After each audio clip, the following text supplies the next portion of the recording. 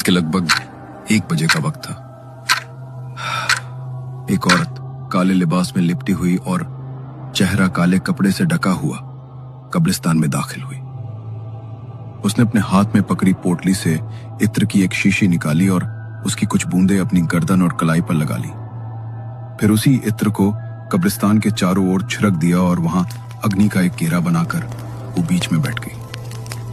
उसने झोले से एक किताब निकाली जिसमें अजीब से अक्षर उकेरे गए थे और हर पन्ने पर किसी भयावह जीव की तस्वीर बनी थी। वो औरत बेहद धीमे स्वर में उन शब्दों का उच्चारण करने लगी। फिर उसने अपनी हथेली पर एक चीरा लगाया और रक्त की कुछ बूंदें अग्नि के उस कुंड में टपकाने लगी। लगभग 2 घंटे की इस प्रक्रिया के बाद कब्रिस्तान में अचानक एक अजीब सी हलचल होने लगी। अग्नि की लपटों से एक भयानक आकृति प्रकट हुई। उस आकृति के सामने उसने एक बार फिर अपनी हथेली पर चीरा लगाया और रक्त की कुछ बूंदें उसे भेंट स्वरूप चढ़ा दी। मुझे जो चाहिए था वो मुझे मिल ही गया। अब सब कुछ बदल जाएगा सब कुछ। मेरा आह्वान क्यों किया है तूने? कह, कौन सी इच्छा पूरी करूं मैं तेरी? उस आकृति ने जैसे ही उससे ये पूछा, उसने बड़ी दबी हुई आवाज में कुछ कहा। उसे देखकर वो आकृति भयानक तरीके से मुस्कुराई और फिर बेहद डरावनी आवाज में बोली, तुझे ये चाहिए तो मिल जाएगा, लेकिन उससे पहले मुझे अपना भोग चाहिए। उस औरत ने हाँ में गर्दन हिलाई, फिर अपने झोले से एक काले रंग का मिट्टी का कलश निकाला।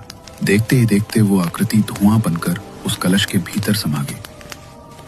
उसने तुरंत ही उस कलश को एक काले कपड़े से ढक दिया और कब्रिस्तान से बाहर निकल गई। जब वो अपने घर की चौखट पर पहुंची तो उसने वहां लगे एक पौधे की मिट्टी को कुरेदा और उस कलश को भीतर गाड़ दिया। फिर मिट्टी से उसे दोबारा ढककर वो शांत भाव से घर के भीतर प्रवेश कर गई। प्लीज मेरे बच्चे को बचा लो डॉक्टर, प्लीज मेरे बच्चे को कुछ नहीं होगा ना। देखिए, आप शांत रहिए, हम पूरी कोशिश कर रहे हैं। आप बस सांस लें और हमें काम करने दीजिए। 3 घंटे तक अंदर से कोई खबर नहीं आई। मोहित की आंखें दरवाजे पर अटक चुकी थी। उम्मीद और डर दोनों के बीच उसका चेहरा जैसे पिघलता जा रहा था। नैना की प्रेगनेंसी का ये 9वां महीना था। कुछ ही दिनों में उसका बच्चा इस दुनिया में आने वाला था, लेकिन अचानक तबीयत बिगड़ने के कारण वो अपनी बेटी काव्या और मोहित के साथ कमरे में सो रही थी। तभी उसे अचानक कमरे में कुछ अजीब सा महसूस हुआ। वो घबराई और उसकी आंख खुल गई। तभी उसने देखा कमरे के भीतर से अभी अभी एक काला साया गुजरा है। उसने नजरें घुमाकर देखा तो काव्या कमरे में नहीं थी। तभी बाहर से काव्या की जोरदार चीख सुनाई दी। उस आवाज से मोहित की भी नींद टूट गई। नैना और मोहित तुरंत कमरे से बाहर की तरफ दौड़े, लेकिन जो उन्होंने अपनी आंखों के सामने देखा वो देखकर उनके होश उड़ गए। काव्या जमीन पर पड़ी थी और बुरी तरह से तड़प रही थी। ये मेरी काव्या को क्या हो रहा है? उसका शरीर कांप रहा है मोहित, उसकी आंखें देखो। कुछ करो मोहित, प्लीज कुछ तो करो। इससे पहले कि वो कुछ कर पाते, मोहित कुछ समझ पाते, उससे पहले ही काव्या की सांसें रुक चुकी थी। एक तो पहले ही नैना के दिल पर अपने एक बच्चे को खोने का गहरा दर्द था और अब काव्या के जाने के बाद उसकी मानसिक स्थिति और भी बिगड़ गई। लेकिन ठीक तभी घर में एक नई उम्मीद ने दस्तक दी। नैना की जेठानी पल्लवी गर्भवती हो गई थी। मैं जानती हूँ नैना, इस वक्त तुम्हारे ऊपर दुखों का पहाड़ टूट पड़ा है। शायद मैं तुम्हारा ये गम कम नहीं कर सकती, लेकिन मैं तुमसे एक वादा करती हूँ, जब मेरी संतान इस दुनिया में आएगी तो तुम ही उसकी माँ बनकर उसे पालना। मैं चाहती हूँ कि मेरी संतान को वही ममता में। उसे फौरन अस्पताल लाया गया। डॉक्टर्स भी हैरान थे कि मामला इतनी तेजी से कैसे बिगड़ गया। उन्होंने बच्चे को बचाने की हर कोशिश की, लेकिन सब बेकार गया। जैसे ही ऑपरेशन थिएटर का लाइट ऑफ हुआ और डॉक्टर साहब बाहर आए, मोहित ने कांपती आवाज में उनसे पूछा, डॉक्टर, मेरी पत्नी, मेरा बच्चा ठीक है ना? आप कुछ बोल क्यों नहीं रहे? वो दोनों ठीक तो है ना? I am really sorry mister Mohit. हमने आपके बच्चे को बचाने की बहुत कोशिश की, लेकिन कुछ ऐसी कॉम्प्लिकेशन हो गई कि हम उसे बचा ही नहीं पाए। ऐसा केस मैंने अपनी लाइफ में पहली बार देखा है। आप बस शुक्र मनाइए कि आपकी बीवी की जान बच गई, वरना हमारे लिए उन्हें बचाना भी मुश्किल हो जाता। वो पल मोहित की जिंदगी का सबसे भारी पल था। बेंच पर बैठते ही उसका चेहरा उसके दोनों हाथों में छप गया। लेकिन यह टूटने का वक्त नहीं था। उसे नैना को संभालना था। जिन हाथों में कभी अपने बच्चे को उठाने का सपना देखा था, आज उड़ी हाथों में डिस्चार्ज पेपर थे। कुछ घंटों बाद वो नैना को घर ले आया। उसके जीवन के ऐसे मुश्किल समय में अब उसकी बेटी काव्या ही उसके जीने का जरिया थी। मम्मा उठो ना, देखो तो आपने सुबह से कुछ खाया भी नहीं है। अगर आप खाना नहीं खाओगी तो मैं भी खाना नहीं खाऊंगी। नहीं मेरे बच्चे, तुझे मेरी वजह से भूखा रहने की कोई जरूरत नहीं है।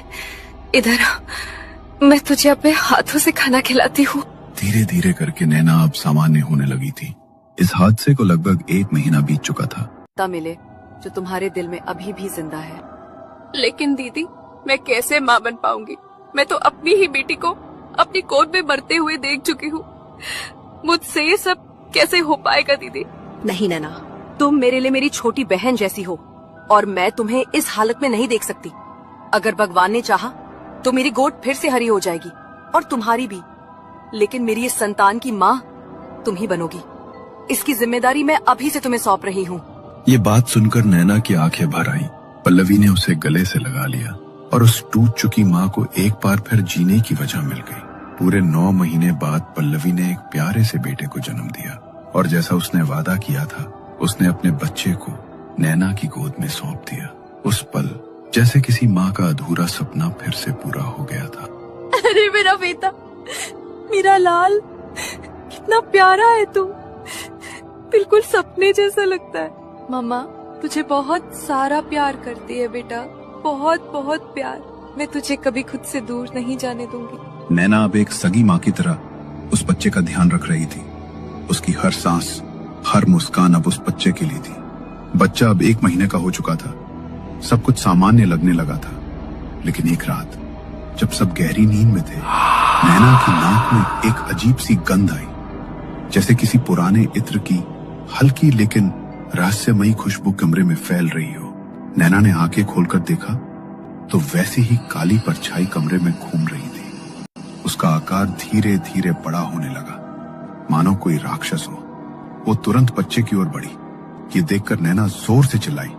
मोहित ने घबराकर तुरंत लाइट चालू की, लेकिन तब तक वो साया वहां से गायब हो चुका था। क्या हुआ नैना, तुम इतनी जोर से क्यों चिल्लाई? तुमने कोई बुरा सपना देखा क्या? वो काला साया फिर से आया था जो मेरी काव्या को लेकर गया था। वो सौरभ की ओर बढ़ रहा था। मेरा सौरभ ठीक तो है ना? रिलैक्स नैना, सौरभ तो अपने पालने में सो रहा है। यहाँ पर कोई भी नहीं है। पक्का तुमने कोई बुरा सपना देखा है। नहीं, वो सपना नहीं था। मैंने अपनी आंखों से देखा है। वो वही साया था जो हमारी काव्या को लेकर गया था। प्लीज आप सौरभ को पालने से लेकर आओ। नैना को इतना घबराया और कांपता हुआ देखकर मोहित का दिल बैठ गया। उसने बिना एक पल गवाए पालने की ओर दौड़ लगाई और सौरभ को जल्दी से अपनी गोद में उठा लिया। पर जैसे ही उसने बेटे को अपनी बाहों में लिया, उसका चेहरा सफेद पड़ गया। सौरभ एकदम शांत था। उसकी नन्ही सी छाती हिल भी नहीं रही थी। मोहित की सांसें जैसे रुक गई हों। उसने कांपते हाथों से सौरभ के चेहरे को सहलाया। सौरभ बेटा उठो ना। सौरभ की बॉडी तो बिल्कुल ठंडी पड़ चुकी है। सौरभ। वो तुरंत उसे अस्पताल लेकर गए, लेकिन जैसे ही वो अस्पताल पहुंचे तो डॉक्टर ने बताया कि बच्चा तो काफी देर पहले ही मर चुका है। पल्लवी भी इस बात को बर्दाश्त नहीं कर पाई, क्योंकि उसने अपना जो बच्चा नैना को पालने पोसने के लिए दिया था, उसकी भी जान चली हुई थी। मनहूस, मैंने तुझे अपने बच्चे को सौंपकर बहुत बड़ी गलती कर दी। मुझे पहले ही समझ जाना चाहिए था। जो औरत अपने ही 2 बच्चों को खा गई, वो मेरे बच्चे को कैसे जिंदा रहने देती? मेरी गोद उजाड़ दी तूने मेरा बच्चा छीन लिया। मेरा बच्चा, मेरा लाल, तू उसे भी खा गई। ये तुम कैसे बातें कर रही हो पल्लवी? इसमें बेचारी नैना की क्या गलती है? उसने अपना सब कुछ लगाया उस बच्चे के लिए, और अब जब वो पहले ही टूट चुकी है तब तुम उस पर इल्जाम लगा रही हो। तुम्हें अंदाजा भी है वो किन हालात से गुजर रही है? मुझे भी सौरभ के जाने का उतना ही दुख है जितना तुम्हें है, लेकिन इस तरह किसी को दोष देना बहुत ज्यादा गलत है। नैना पहले ही अंदर से बिखर चुकी है और अब तुम उसकी रही सही हिम्मत भी तोड़ रही हो। जो हुआ वो हमारी किस्मत का दर्द है, उसे जहर मत बनाओ पल्लवी। आप मेरी हालत नहीं समझ पाओगे। एक माँ का दर्द सिर्फ वही महसूस कर सकती है। अरे पूरे 9 महीने अपनी कोख में रखा था मैंने अपने बच्चे को, और इसने 1 महीने में ही उसे मार डाला। पल्लवी बार बार नैना को कोस रही थी। नैना बस सब कुछ चुपचाप सुन रही थी। उसकी आंखों से लगातार आंसू गिरते जा रहे थे। उनके परिवार में तो जैसे ये एक सिलसिला बन गया था, जैसे कोई बच्चों की बलि का इंतजार कर रहा हो। 2 महीने बाद पल्लवी फिर प्रेग्नेंट हुई, लेकिन इस बार उसने वो घर छोड़ दिया। मैं अपनी इस प्रेगनेंसी में इस घर में नहीं रहूंगी। मैं नहीं चाहती कि मेरे बच्चे पर इस मनहूस की नजर भी पड़े। अगर तुम चाहती हो तो हम यहाँ से चले जाएंगे पल्लवी, लेकिन बार बार तुम नैना को कोसना बंद करो प्लीज। अब घर से निकलते वक्त उसे कुछ मत कहना। पल्लवी अपने हस्बैंड नवीन के साथ एक अपार्टमेंट में शिफ्ट हो गई। धीरे धीरे उसकी डिलीवरी का दिन नजदीक आ रहा था और इस बार उसने एक बेटी को जन्म दिया। लेकिन जैसे ही उसकी बेटी का जन्म हुआ, उसे घर में कुछ अजीब सा महसूस होने लगा। उसे हर समय अपने आसपास एक साया महसूस होता। कई बार वो नींद में घबरा कर उठ जाती। उसकी बेटी अब 1 महीने की हो चुकी थी। तभी एक रात पल्लवी को कुछ बहुत अजीब महसूस हुआ। नींद में भी उसका पूरा शरीर मानो डर के मारे पसीने से भीग चुका था। वो अचानक से उठी तो कमरे की दीवार पर उसे एक परछाई पड़ती हुई दिखाई दी, जो उसकी बच्ची की तरफ बढ़ रही थी। उसने जल्दी से अपनी बच्ची को गोद में ले लिया, लेकिन देखते ही देखते उसकी बच्ची बुरी तरह तड़पने लगी। नवीन, नवीन, जल्दी से उठो, देखो ना हमारी बच्ची को क्या हो रहा है। वो साया, वो हमारी बच्ची को लेने आया है। नवीन, तुम क्या बोल रही हो पल्लवी? कौन सा साया? कैसा साया?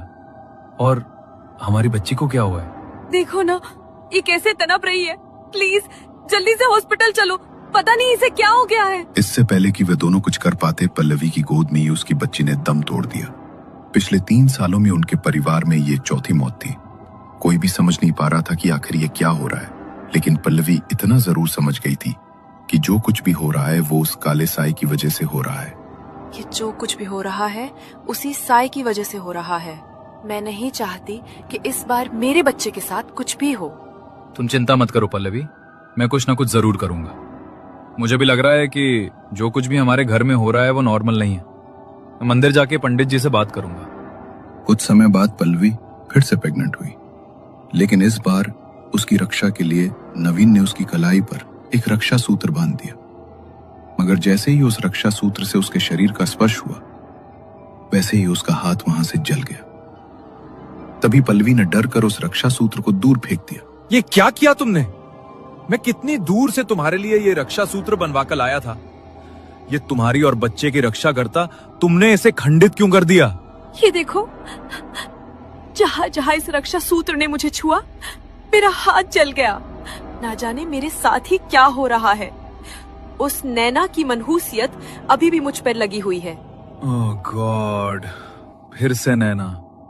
तुम थोड़ी देर शांत हो जाओ पल्लवी, हम कहीं और चलेंगे, और इस बार मैं हमारे होने वाले बच्चे को कुछ नहीं होने दूंगा। नवीन ने बहुत से बाबाओं से पल्लवी के लिए ताबीज बनवाए, लेकिन जैसे ही वो ताबीज पहनती उसका शरीर जलने लगता। जैसे तैसे करके 9 महीने बीते और 9 महीने बाद उसने फिर से एक बच्चे को जन्म दिया।